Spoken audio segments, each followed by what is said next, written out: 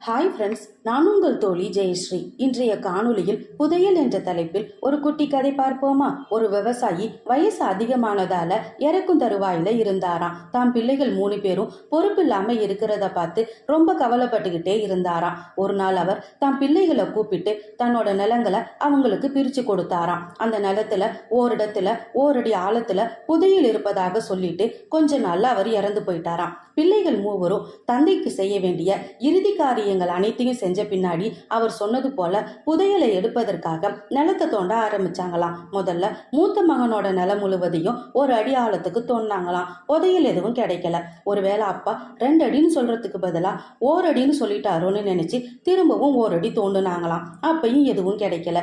எப்படியும் புதையலை எடுத்துட வேணுங்கிற ஆசையில 2வது மகனோட நிலத்தையும் 2 அடி வரை தோண்டினாங்களாம். அங்கேயும் எதுவும் கிடைக்கல.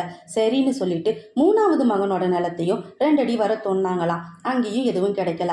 அப்பா மேல ரொம்ப வருத்தம். இருந்தாலும் தோண்டியது வீணா போக வேணான்னு நினைச்சு அந்த நிலத்துல விதைச்சு நீர் பாய்ச்சி உரம் போட்டு நிலத்தை நல்ல முறையில பராமரிச்சுக்கிட்டு வந்தாங்களாம். முடிவுல அவங்க நிலத்துல அமோக விளைச்சல். அறுவடை செஞ்சு வித்ததுல அவங்களுக்கு நல்ல லாபம். இப்படி உழைப்பால வரும் பயனைத்தான் அப்பா புதையல்னு சொல்லி இருப்பார்னு அந்த பிள்ளைங்க 3 பேரும் புரிஞ்சுக்கிட்டாங்களாம். இந்த கதை பிடிச்சிருந்துச்சுன்னா லைக் பண்ணுங்க, ஷேர் பண்ணுங்க, சப்ஸ்கிரைப் பண்ணுங்க. நன்றி நண்பர்களே.